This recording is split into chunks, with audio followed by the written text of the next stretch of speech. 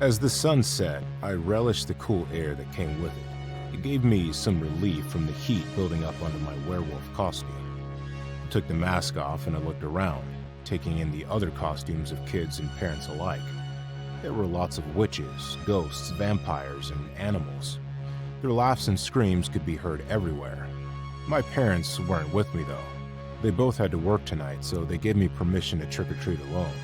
At 12 years old, it wasn't out of the question for me to be out on my own, but my parents were usually more cautious with the holiday. They had heard the urban legends about cult activity and razor blades and candy. Their only condition for me was that I had to go back home when it got dark. At that point, I figured I could stay out a bit longer to get more candy, then I'd head back home. Looking back, I wish I just went home. After donning my mask again and hitting some more houses, I wandered a bit mindlessly until I bumped into someone. I looked up to apologize and took in the tall figure in front of me. At first, I thought it was a really cool decoration, but when it moved, I realized it was a man. His outfit was nothing special, just plain dark clothes. In contrast to that, he wore a white mask. The eyes were black and sunken in. It had a twisted grin, too. I muttered an apology and walked past him. Before approaching the next house, I looked back and saw that the dark eyes were fixed on me. I shifted my focus back to the house and my mission to secure more candy. Just a few more houses, I told myself. When a couple dressed as a cop and robber gave me candy, I thanked them. As I walked back to the sidewalk, I checked the spot where I saw the man again. This time, he was gone. I figured he just liked scaring people. With him out of sight and out of mind, I continued to hit the rest of the houses on the block. With the last house done, I began walking back down the block, making my way back home. I came to the spot I had run into the man. He wasn't there, but something felt odd. I looked around and saw him again, only then he was on the other side of the street. To make things creepier, he was staring at me again. Not wanting to draw any more attention to myself, I quickly continued on my way home.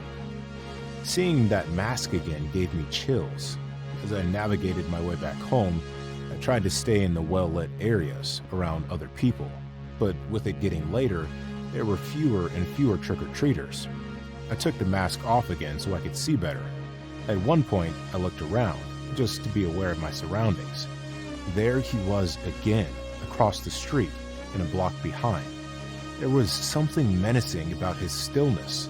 I couldn't be sure, but it felt like he was following me. I figured I should make my way home as quickly as possible. Instead of taking the street route, I came up to a park and got the idea to take a shortcut.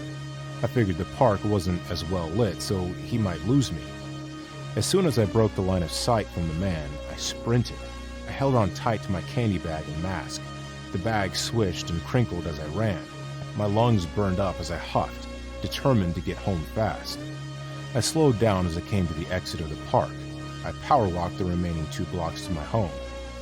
As I ran up the path, I frantically looked around. There was no one in sight. My fingers trembled as I grabbed the key we kept under our welcome mat. At this point, I didn't want to risk fumbling with the key, so I focused on unlocking the door quickly.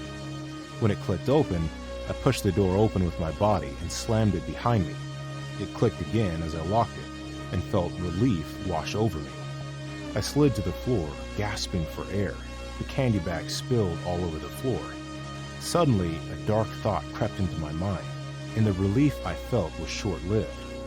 I resisted the urge to turn on the light and went to grab a chair instead. I brought it to the door and used it to look out the peephole. The blood in my veins turned to ice. The man stood right on our doorstep. The mask's twisted grin felt even more menacing now. I held my breath and covered my mouth.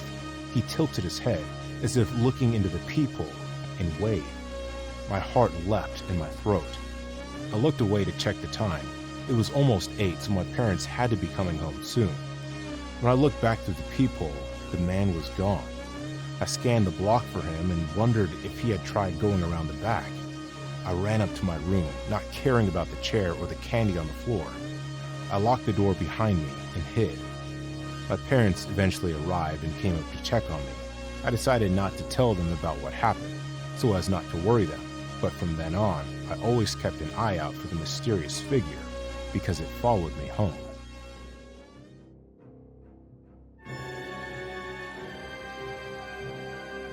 I had house sat for my best friend a few times before. I was looking forward to getting away from my home, where I lived with my parents. They had always been a bit overbearing, even though I was an adult at that point. I was also relieved Chelsea said I could bring Tiny, my dog. He was a pit bull mix, which scared a lot of people, but he acted like a giant puppy, always looking for attention. I didn't necessarily want to be alone while I watched my friend's house. When I strolled up to her home with Tiny in tow, she opened the door with a warm smile. I let him run inside while I helped Chelsea load up her car. She was going back home to visit family. She told me she needed a week to sort through some feelings, but I could tell there was more to it than that. She seemed a bit on edge after the initial excitement of seeing each other wore off.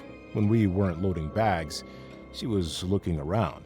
I asked her if she was okay, and she just kept saying she needed to clear her head.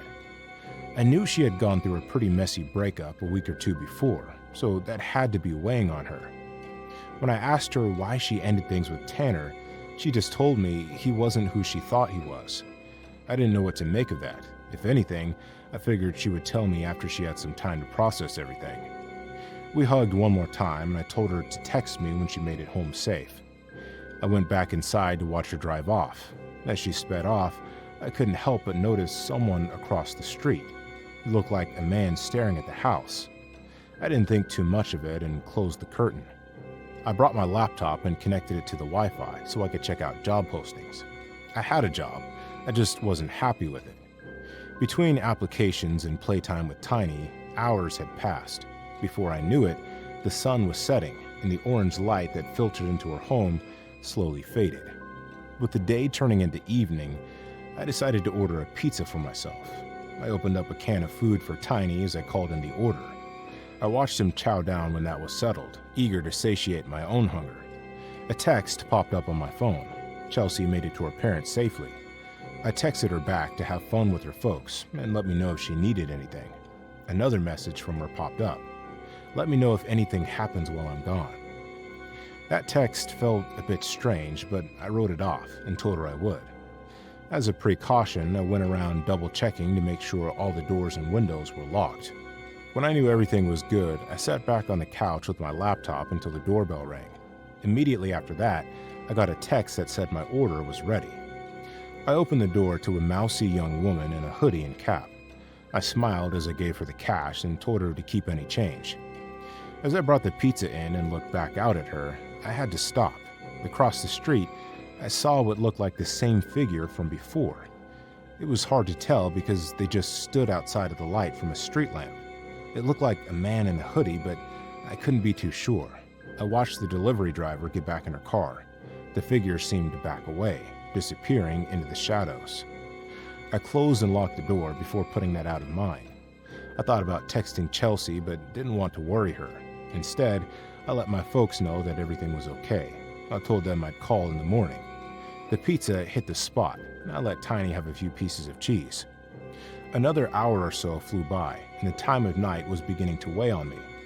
I took Tiny to the back to let him out in the yard for a bit before calling it a night. He did his business without any issues, so we went back inside. I remembered to lock up and started turning the lights off. In Chelsea's room, I fished my clothes and toiletries out of my bag. The feelings of unease remained, even though I tried to put them to rest as I got ready for bed. I passed by Chelsea's window as I was putting my stuff away, when something caught my eye. I saw the same figure across the street again. Doubt and worry festered in my mind. Instead of panicking right away, I finished what I was doing and shut the lights off.